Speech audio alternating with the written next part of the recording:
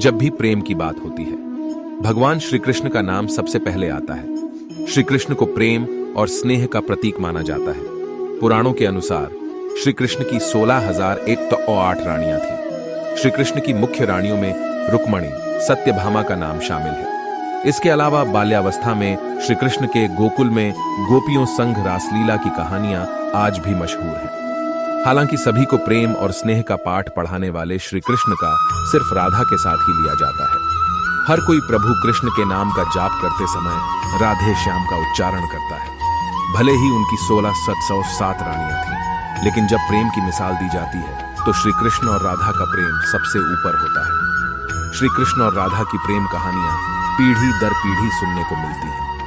लेकिन जब भी राधा रानी और श्री कृष्ण के प्रेम का जिक्र होता है तो यह सवाल जरूर मन में उठता है कि जब दोनों के बीच इतना प्रेम था तो कृष्ण ने राधा से विवाह क्यों नहीं किया? 16,707 रानियों में एक राधा क्यों नहीं थी? इस साल 19 अगस्त को कृष्ण जन्माष्टमी का पर्व मनाया जा रहा है। पद्म पुराण के मुताबिक राधा वृषभानु नाम के गोप की पुत्री थी। कुछ विद्वान मानते हैं कि राधा का जन्म यमुना नदी के पास स्थित रावल गांव में हुआ था। बाद में उनके पिता बरसाना में आकर बस गए थे। हालांकि कुछ लोगों का यह मानना है कि राधा का जन्म बरसाना में ही हुआ था। बरसाना में राधा जी को लाडली कहा जाता है। ब्रह्मवैवर्त पुराण के अनुसार राधा जी कृष्ण से 4 साल बड़ी थी और उनकी मित्र थी।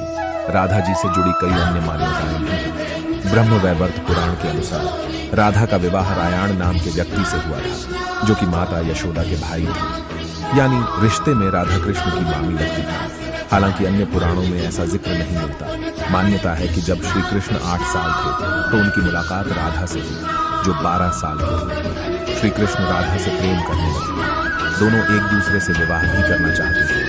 जब ये बात राधा के घर वालों को पता चली तो उन्होंने राधा को घर में कैद कर दिया। वह लोग राधा और कृष्ण की विवाह के इसलिए भी खिलाफ थे क्योंकि राधा की मंगनी हो चुकी थी। कहा जाता है कि श्री कृष्ण ने राधा रानी से शादी करने की हट कर ली थी। इस पर यशोदा माता और नंद बाबा उन्हें ऋषि गर्ग के पास ले गए। ऋषि गर्ग ने भी कान्हा को बहुत समझाया। इसके बाद कान्हा का मथुरा बुलावा आ गया। वह हमेशा के लिए वृंदावन छोड़कर मथुरा चले गए। उन्होंने राधा से वादा किया था कि वह वापस लौटेंगे, लेकिन वह कभी वापस नहीं आए। न ही राधा जी के मथुरा या द्वारका जाने का जिक्र मिलता है। राधा और कृष्ण का विवाह न होने के कई कारण बताए जाते हैं। इसमें से एक कारण नारद जी का श्राप भी माना जाता है। रामचरितमानस के बालकांड के अनुसार माता लक्ष्मी के स्वयंवर में नारद जी भी जाना चाहते थे। भगवान विष्णु ने नारद जी के साथ छल करते हुए उन्हें खुद का स्वरूप देने के बजाय वानर का स्वरूप दे दिया, जिसकी वजह से माता के स्वयंवर में नारद जी का काफी उपहास हुआ। जब नारद जी को इस बात का पता चला तो वह बैकुंठ पहुंचकर विष्णु जी से बहुत नाराज हुए और श्राप दिया कि उन्हें पत्नी की वियोग सहना होगा। यही वजह है कि रामचंद्र अवतार में उन्हें सीता का वियोग सहना पड़ा और कृष्ण अवतार में देवी राधा से उनका विवाह न हो सका। एक मत यह भी है कि देवी राधा ने ही श्री कृष्ण से विवाह के लिए मना किया था। राधा यशोदा पुत्र कान्हा से प्रेम करती थी, लेकिन जब वह मथुरा गए तो राधा रानी खुद को महलों के जीवन के लिए उपयुक्त नहीं मानती थी। लोग चाहते थे कि श्री कृष्ण एक राजकुमारी से विवाह करें, इसलिए राधा ने श्री कृष्ण से विवाह न करने की ठान ली। ये भी कहा जाता है कि राधा को महसूस हो चुका था कि श्री कृष्ण भगवान का अवतार है। वह खुद को एक भक्त मानने लगी थी। राधा श्री कृष्ण की भक्ति में लीन हो चुकी थी। वह भगवान से विवाह नहीं कर सकती थी।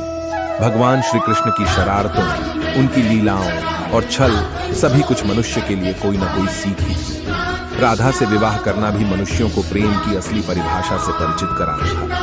कहा जाता है कि एक बार देवी राधा ने कान्हा से पूछा कि वह उनसे विवाह क्यों नहीं करना चाहते। इस पर श्री कृष्ण ने कहा कि कोई अपनी आत्मा से विवाह करता है क्या? श्री कृष्ण राधा को खुद से अलग नहीं बल्कि अपना ही अस्तित्व मानते थे। वह मनुष्यों को यह सीख देना चाहते थे कि प्रेम भौतिक संबंध से नहीं बल्कि आध्यात्मिक प्रकृति है। प्रेम और विवाह एक दूसरे से अलग नहीं है। जैसे राधा कृष्ण बिना विवाह की सदियों से एक ही है। जहां कृष्ण का नाम है वहां राधा का स्मरण स्वाभाविक है।